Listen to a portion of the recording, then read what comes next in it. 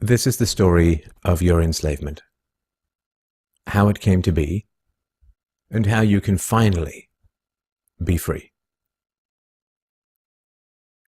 Like all animals, human beings want to dominate and exploit the resources around them. At first, we mostly hunted and fished and ate off the land, but then something magical and terrible happened to our minds. We became, alone among the animals, afraid of death and of future loss. And this was the start of a great tragedy and an even greater possibility.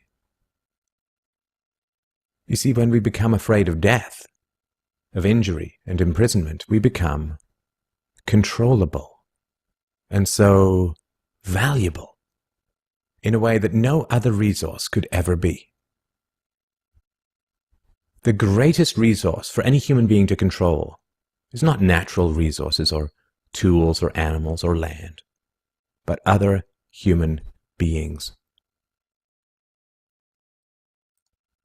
You can frighten an animal because animals are afraid of pain in the moment, but you cannot frighten an animal with a loss of liberty, with torture or imprisonment in the future, because animals have very little sense of tomorrow.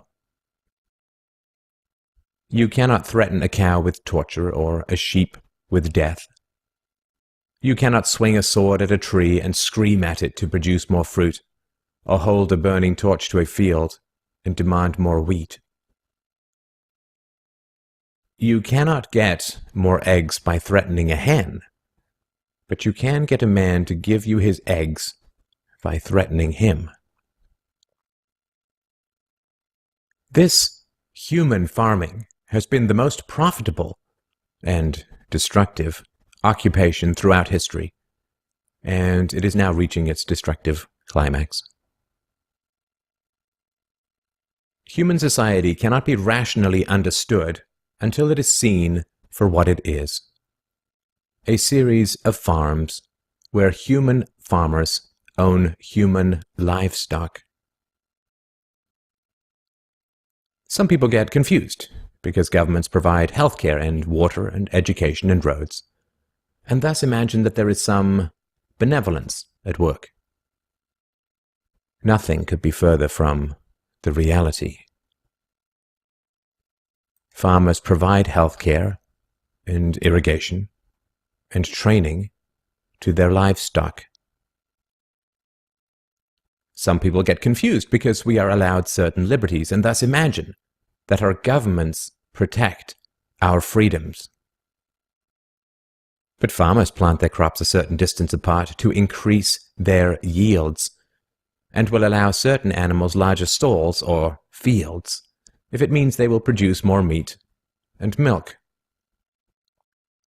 In your country, your tax farm, your farmer grants you certain freedoms, not because he cares about your liberties, but because he wants to increase his profits.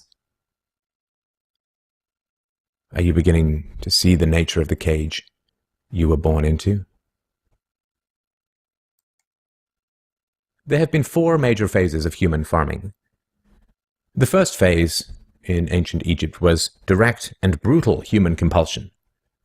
Human bodies were controlled, but the creative productivity of the human mind remained beyond the reach of the whip and the brand and the shackles. Slaves remained woefully underproductive and required enormous resources to control. The second phase was the Roman model, wherein slaves were granted some capacity for freedom, ingenuity, and creativity, which raised their productivity. This increased the wealth of Rome, and thus the tax income of the Roman government, and with this additional wealth Rome became an empire, destroying the economic freedoms that fed its power, and collapsed. I'm sure that this does not seem entirely unfamiliar. After the collapse of Rome, the feudal model introduced the concept of livestock ownership and taxation. Instead of being directly owned, peasants farmed land that they could retain as long as they paid off the local warlords. This model eventually broke down due to the continual subdivision of productive land and was destroyed during the enclosure movement when land was consolidated and hundreds of thousands of peasants were kicked off their ancestral lands because new farming techniques made larger farms more productive with fewer people.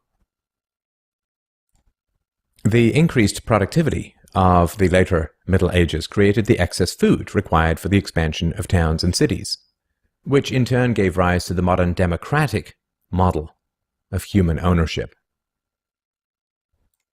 As displaced peasants flooded into the cities, a huge stock of cheap human capital became available to the rising industrialists. And the ruling class of human farmers quickly realized that they could make more money by letting their livestock choose their own occupations. Under the democratic model, direct slave ownership has been replaced by the mafia model. The mafia rarely owns businesses directly, but rather sends thugs around once a month to steal from the business owners.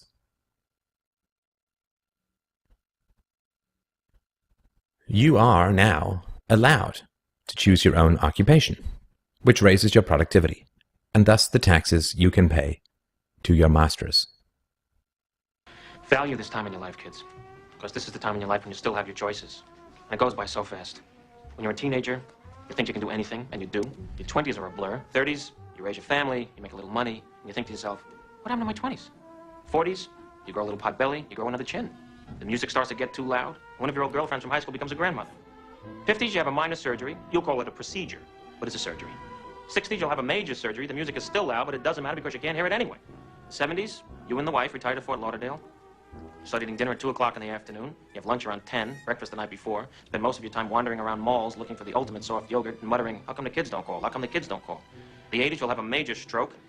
You end up battling with some Jamaican nurse who your wife can't stand, but who you call mama. Any questions?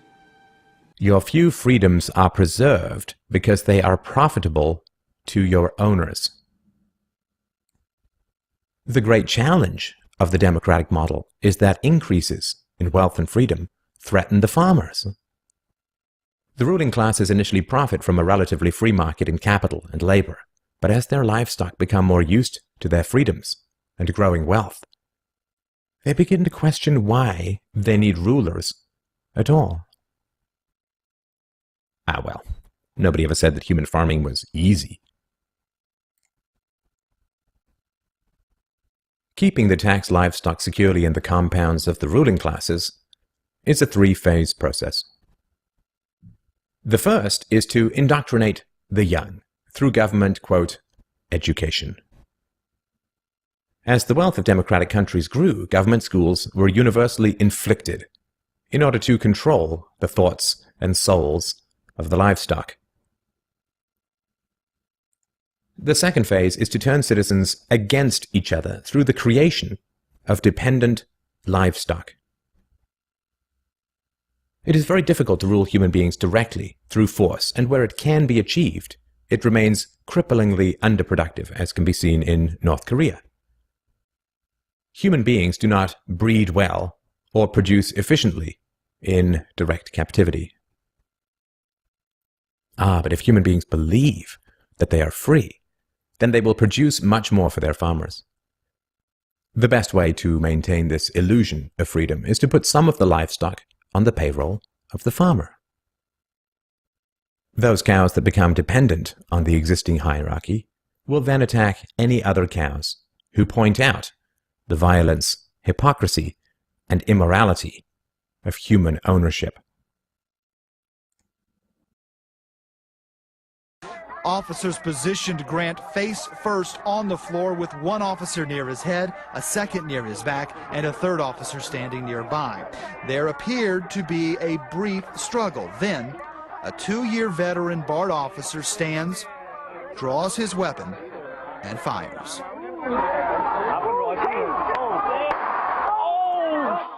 Freedom is slavery, and slavery is freedom. If you can get the cows to attack each other whenever anybody brings up the reality of their situation, then you don't have to spend nearly as much controlling them directly. Those cows who become dependent upon the stolen largesse of the farmer will violently oppose any questioning of the virtue of human ownership, and the intellectual and artistic classes, always and forever dependent upon the farmers, will say to anyone who demands freedom from ownership, "You will harm your fellow cows."